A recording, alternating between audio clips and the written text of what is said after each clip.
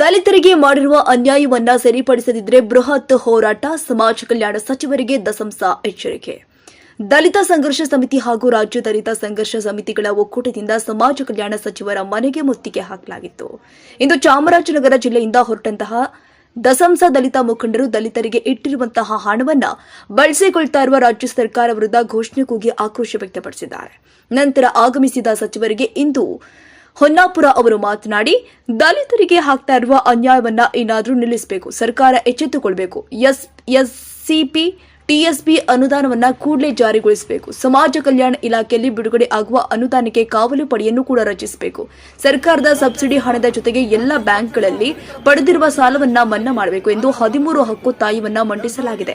ಮನವಿ ಸ್ವೀಕರಿಸಿದ ಸಚಿವರು ಮಾತನಾಡಿ, ಸಂಘಟನೆಗಳ ಹೋರಾಟದ ಫಲವೇ ಸರ್ಕಾರ ದಲಿತರ ಸಂಘಟನೆಯ ಬೇಡಿಕೆಯನ್ನ ಮಾನ್ಯ ಮುಖ್ಯಮಂತ್ರಿಗಳ ಗಮನಕ್ಕೆ ತಂದು ಅಧಿವೇಶನದಲ್ಲಿ ಚರ್ಚಿಸಲಾಗುತ್ತೆ ಎಂದರು. ದಲಿತರಿಗೆ ಮೋಸವಾಗುವ ಕೆಲಸ ಮಾಡೋದಿಲ್ಲ. ಮುಂದಿನ ಶಾಸನ ಸಭೆಯಲ್ಲಿ ಚರ್ಚಿಸುತ್ತೀನಿ ಹಾಗೂ ಮುಂದಿನ ತಿಂಗಳ ಮೊದಲನೇ ವಾರದಲ್ಲಿ ನೀವು ನೀಡಿರುವ ಹಕ್ಕೊತ್ತಾಯಗಳ ಬಗ್ಗೆ ರಾಜ್ಯದ ಎಲ್ಲ ದಲಿತ ಸಂಘಟನೆಗಳ ಮುಖಂಡರ ಸಭೆ ಕರೆದು ನನ್ನ ಮತ್ತು ಇತರ ಇಲಾಖೆಗಳ ಬಗ್ಗೆ ಮಾನ್ಯ ಮುಖ್ಯಮಂತ್ರಿಗಳ ಅಧ್ಯಕ್ಷತೆಯಲ್ಲಿ ಸಭೆ ನಡೆಸಿ ದಲಿತ ಸಮುದಾಯಕ್ಕೆ ದಕ್ಕಬೇಕಾದ ಸವಲತ್ತನ್ನ ಕೊಡಿಸುವಲ್ಲಿ ನಾನು ಮತ್ತು ನಮ್ಮ ಸರ್ಕಾರ ಬದ್ಧವಾಗಿರುತ್ತೆ ಎಂದರು.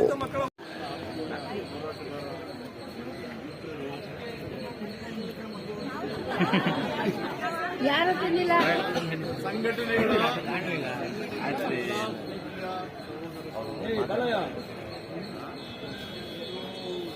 ಪ್ರತಿಭಟನೆ ಮಾಡುವುದು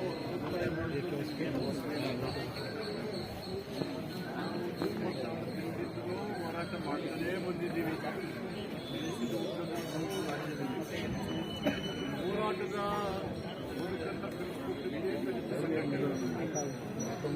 ಅದಕ್ಕೆ ನಾನು ಸದಾಕಾಲ ವಿಧಾನಸೌಧ ಒಳಗಡೆ ಮತ್ತು ಹೊರಗಡೆ ನನಗೆ ರಾಜಕೀಯ ಪೂರ್ವನೇ ದಲಿತ ಸಂಘಟನೆ ಅಂತ ಹೇಳ್ತೇನೆ.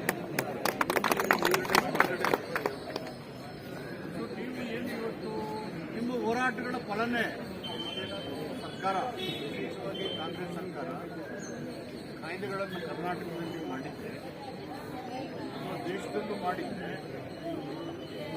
ಬೇರೆ ಬೇರೆ ಕಾರಣಕ್ಕೆ ರಾಜಕೀಯ ಉದ್ದೇಶ ಮಾಡ್ಕೊಂಡು ಮಾಡಿದ್ರು.